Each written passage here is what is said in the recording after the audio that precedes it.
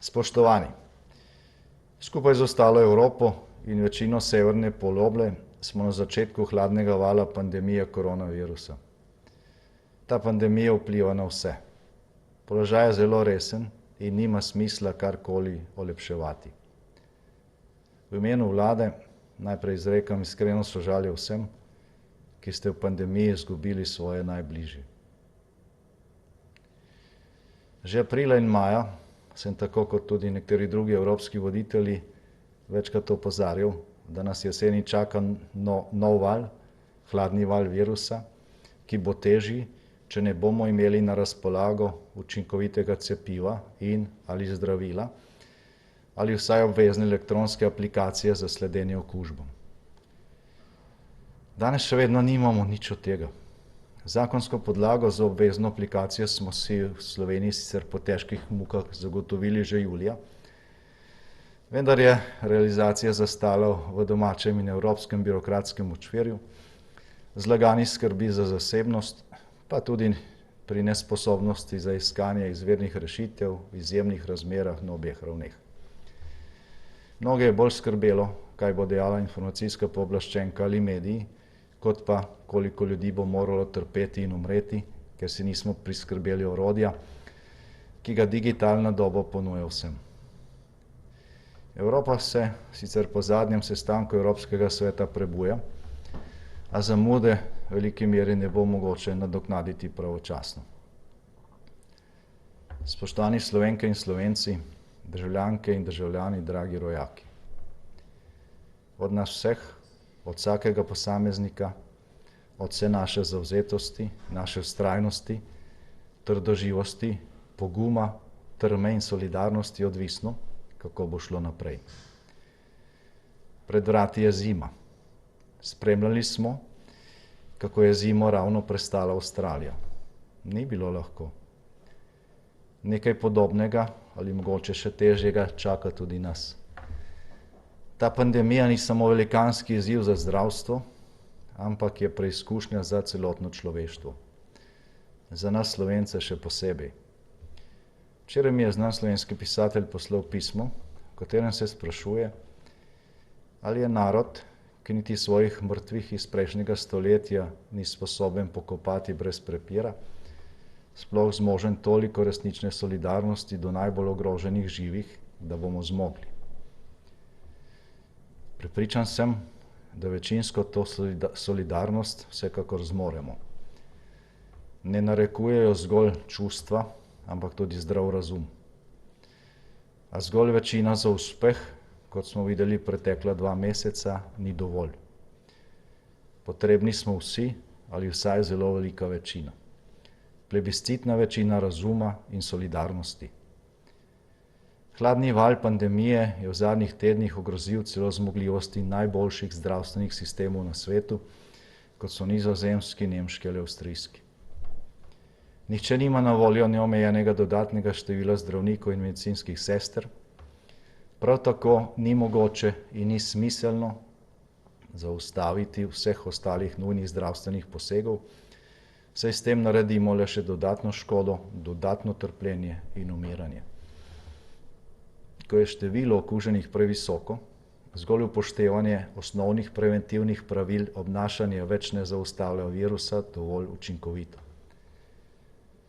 Edina obramba pred splošnim razpadom zdravstvenega sistema je tako drastična omejitev naših stikov z drugimi. Torej nekaj, česar naše generacije pred to pandemijo niso doživele še nikoli v takem obsegu. Zato je razumljivo, da ukrepi za omejevanje medsebojnih stikov nikjer v demokratičnem svetu niso sprejeti z aplavzom, niti se nikjer ne sprejemajo z lahkoto. Povsod o njih potekajo strokovne in politične razprave. Te so potrebne in zaželene tudi pri nas. Nihče ni nezmotljiv, še posebej ne v položaju, ko moramo odločitve sprejemati v izjemnih razmerah in to v državi s podsistemi, ki se v birokratskih ovirah dušijo celo v najbolj običajnem času. Kritiko vlade in naših ukrepov zato jemljemo kot del demokratične razprave.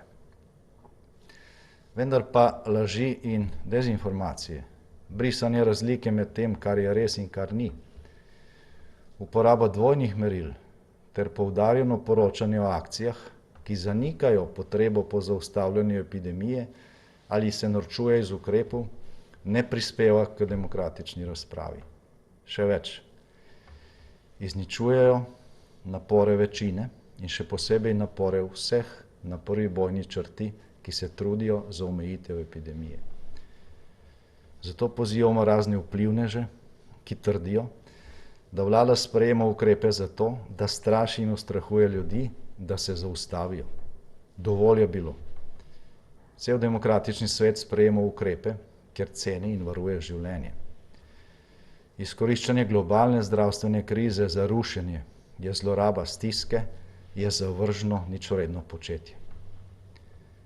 Zdaj, po drugi strani pa nam je v teh težkih mesecih izjemno pomagala samoiniciativnost posameznikov, ki so se na vseh nivojih kot strokovnjaki vključili v spremljanje in analizo trendov, preučevanje tujih izkušenj, pripravo lastne proizvodnje zaščitne in medicinske opreme in v pripravo smernic za 5 doslej sprejetih protikriznih paketov.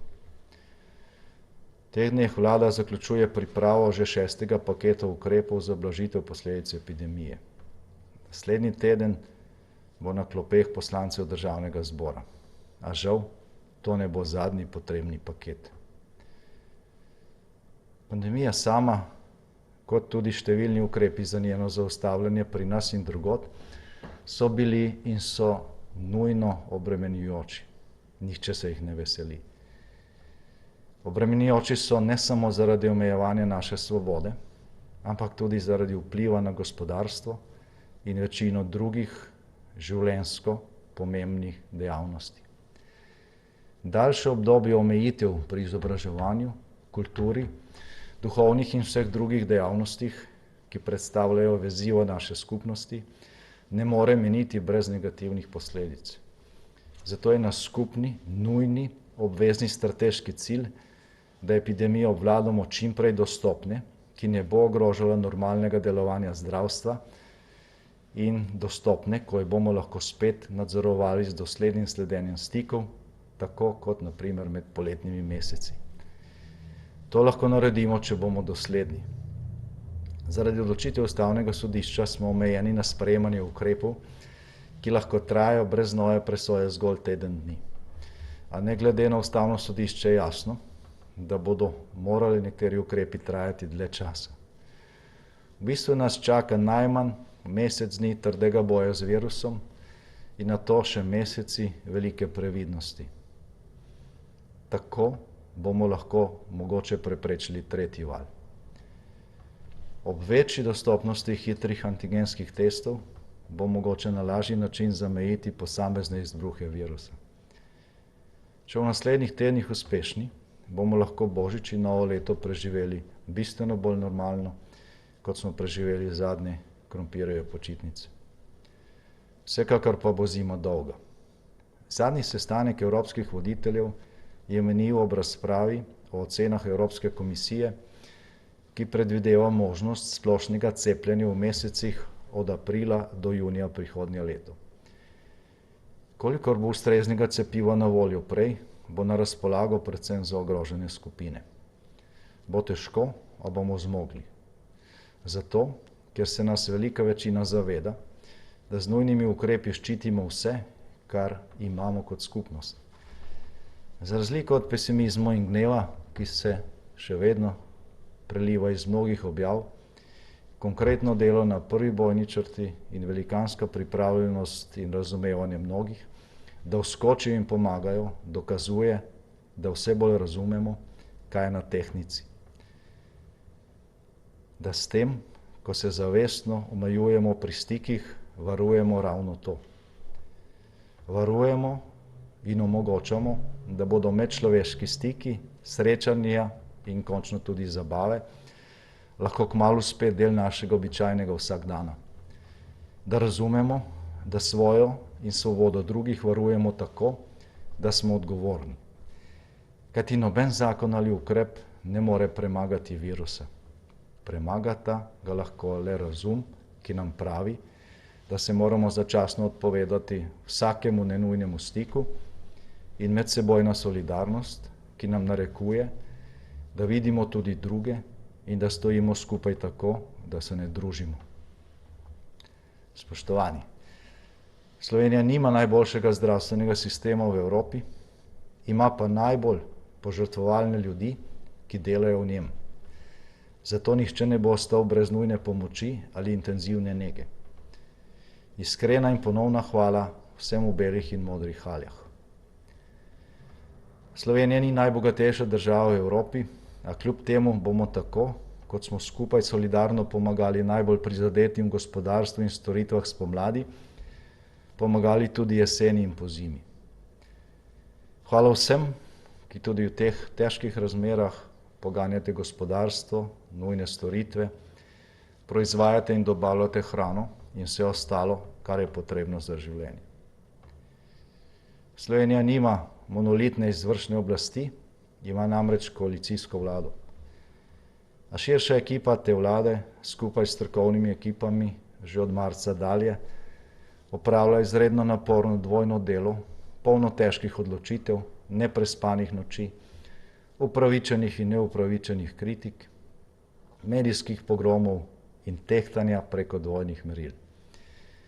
Pravi mali čudež je, da v takšnih pogojih sploh normalno deluje. A deluje in bo delovala še naprej. Smo trdoživi, kot je trdoživ slovenski narod, ki ga stoletja viharjev niso izruvale iz svoje zemlje. Hvala vsem sodelavkam in sodelavcem.